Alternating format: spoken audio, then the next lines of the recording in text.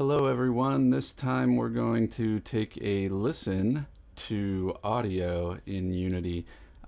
Here are some basics. Let me show you where we're going to end up, and then I'll back up and show you how we got there. So we've got soundtrack music. The closer you get to these blinking stalagmites and stalactites, the more the audio is present. It also pans spatially in our relationship to it. Same thing happens over at the Muybridge Cube. We hear a film projector.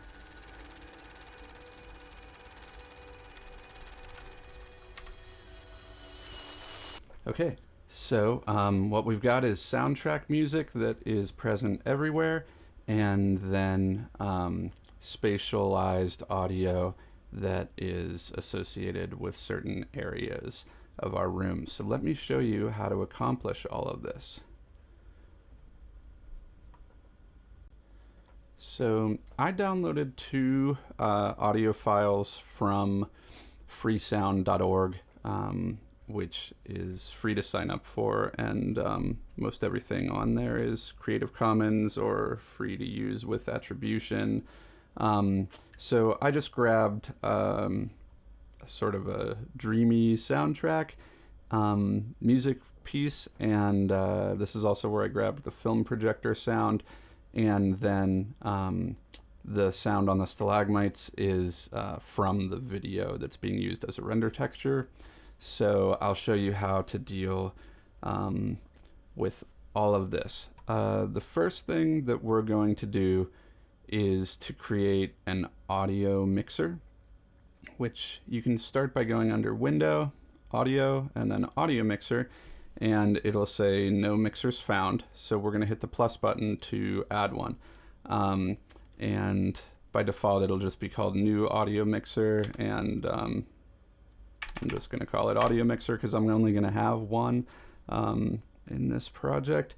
And then if you're familiar at all with track or channel based mixers in something like Pro Tools or Premiere or anything, you will see we've got a master fader here, and then nothing else. So in Unity, we call each of these faders a group, and that's because we can send multiple sound sources to each of these groups. So we're basically going to follow this kind of logic. We're going to go under groups, hit plus, and as a child of the master fader, we're going to make a music fader, and then I'm going to select master again because I want to make another group that's a child of the master, not a child of music, and this is going to be SFX. So I'll call these the video sources the sound effects, and the music will be the music, and we're going to have different volume for each of these. And this is just one way of dealing with this. You can sort of hard code it in each individual object, but it can be fussy to jump around your whole project looking for every sound source. The other thing that's nice about this is if you were developing a game, you could potentially make sliders for your player to make these adjustments as well. So we can address all the music in one big fader here. So for now, we're just going to leave that be. We're not going to touch it again until we need to actually do our mix.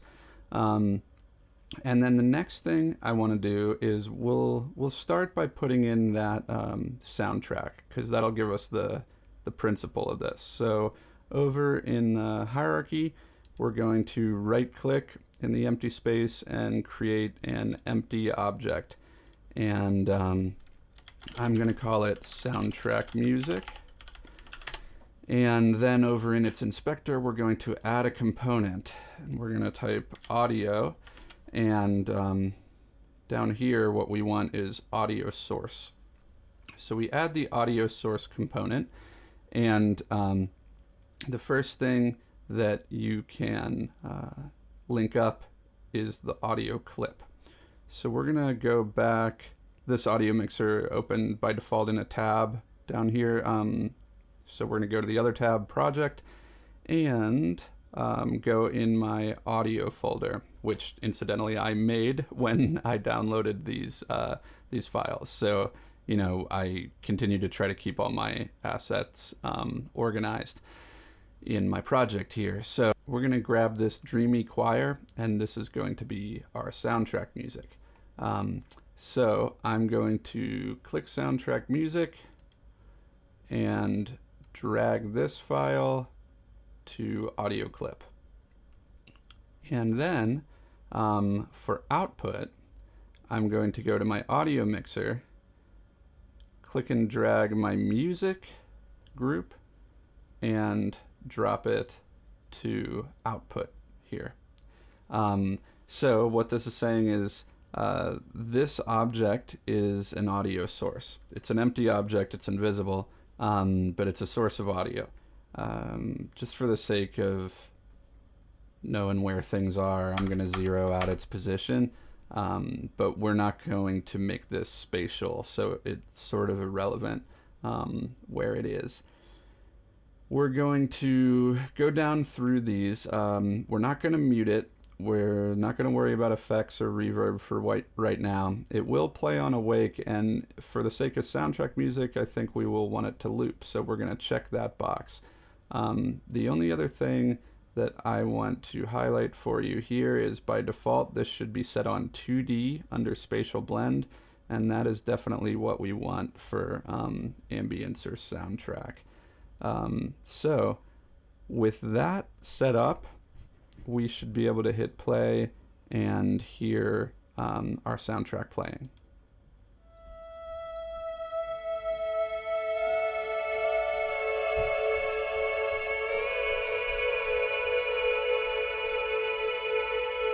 Okay, so that's all it takes to get music to play. Now, incidentally, I think the music is going to be too hot compared to the sound effects. So what I would do is pull this down in the audio mixer. And when I do, we should get a quieter result.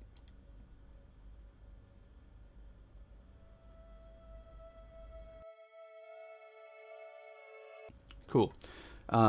So same process is going to be used to set up audio sources for the next example, but in this case we're going to spatialize them. So it does matter where they are located.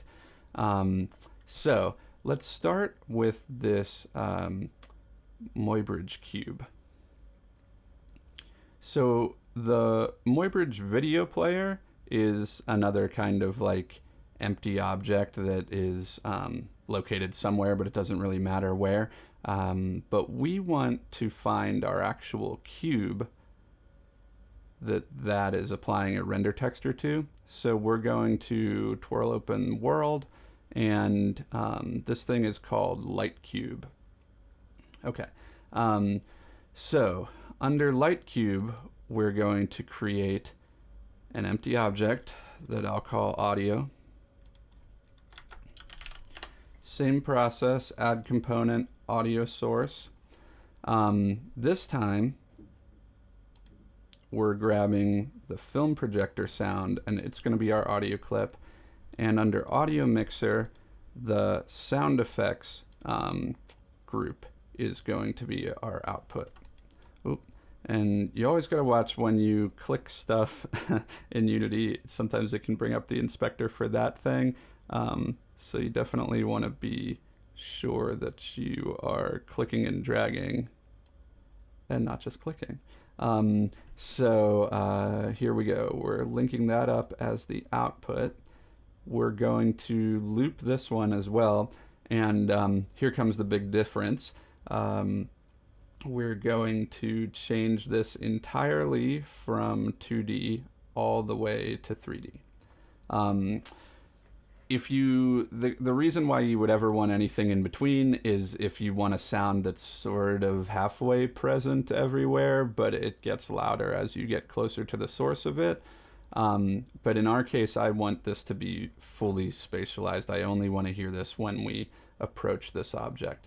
And by default, your 3D sound settings might be twirled closed, but this is pretty useful to try to deal with the specifics of this sound.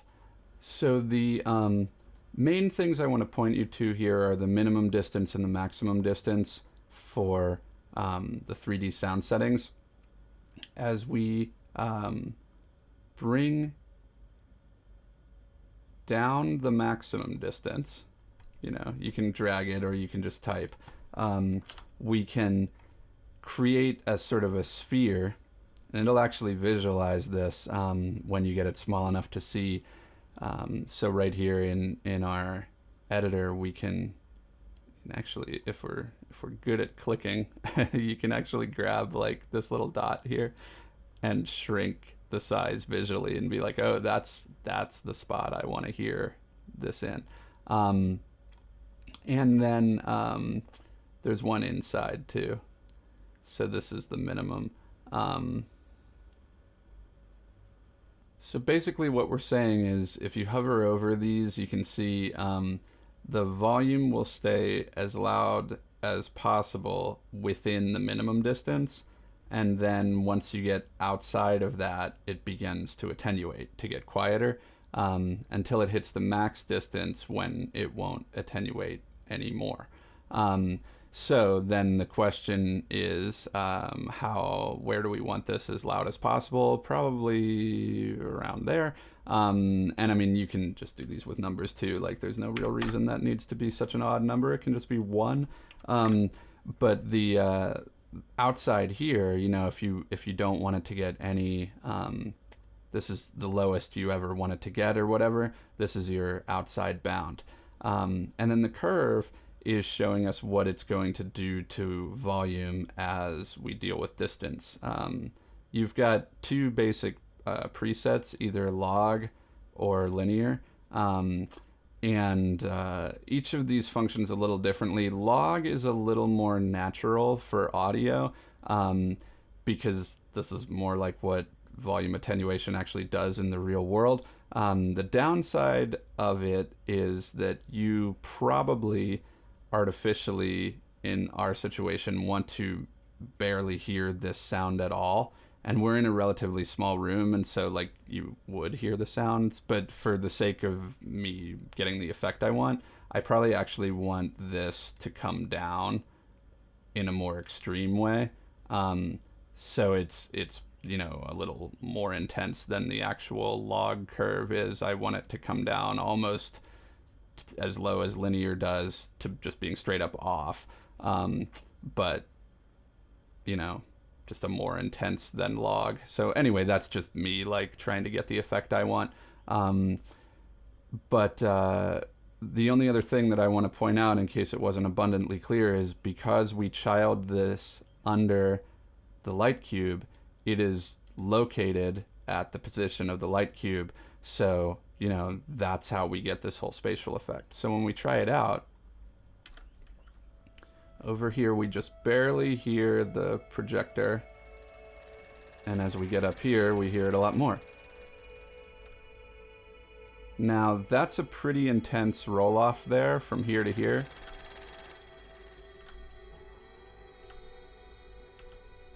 It's a big difference there. And so that's the effect that happens when you get close to that kind of like linear roll-off. A linear roll-off drops off to nothing in a pretty intense way.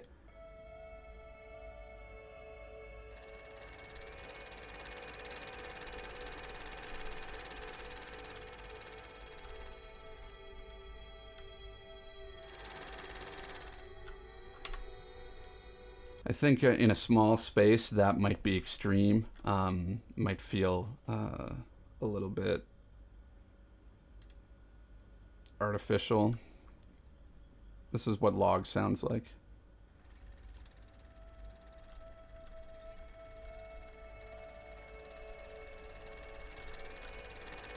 much more natural, but you hear it further away because it never entirely attenuates.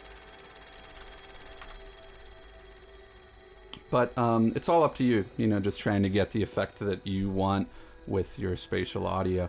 The last example I want to give you works very similarly, except we're going to be getting the audio from the video player.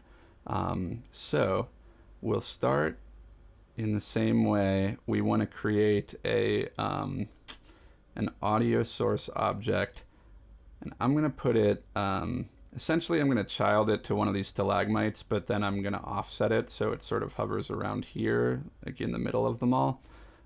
So we're going to right click, create an empty, name it audio, and then I'm going to offset this audio source just so that it's actually emanating kind of from here. That'll be like the first place we walk. And this is going to have an audio source on it.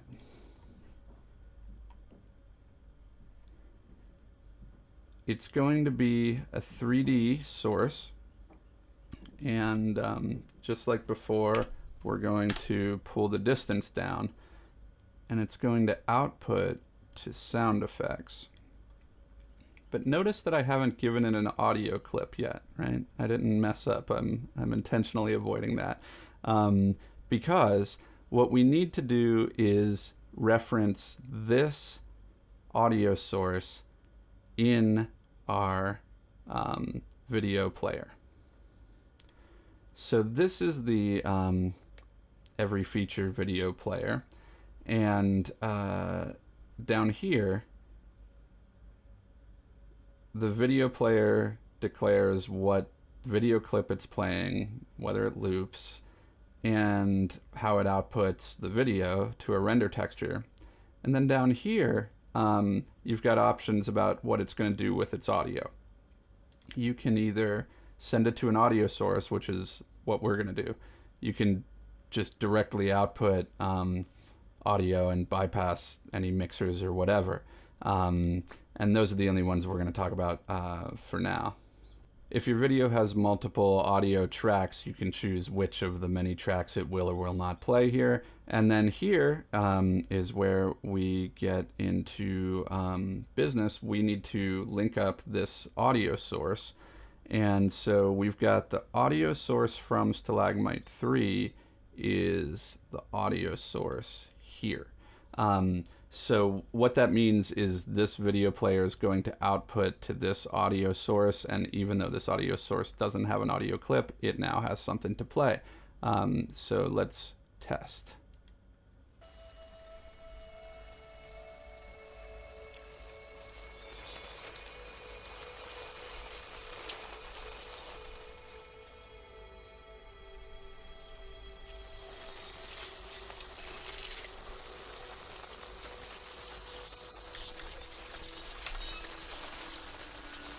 Perfect. And so now what we have is an audio source that gets its content from a video player, and it's spatialized where we want it to be, kind of floating in this area right around where our head would be when we come in between these stalagmites. And it rolls off with distance the way we want it to. A similar thing is happening with this cube, but since this is a silent movie, we've created our own audio source object that is spatialized. And then here in the invisible void at the origin, we've got our soundtrack music that plays 2D throughout the whole space, irregardless of our player position. All of this can be adjusted volume-wise at the mixer level. If your sound effects in general are running a little too high, you can pull them down here. And then if you have a specific source of audio that you think is just too hot on its own, you can adjust its volume in the audio source for that clip, so that you've got, kind of micromanaged control over that particular clip, and then when all of these sound effects get grouped together, you've got control over the whole sound effects group.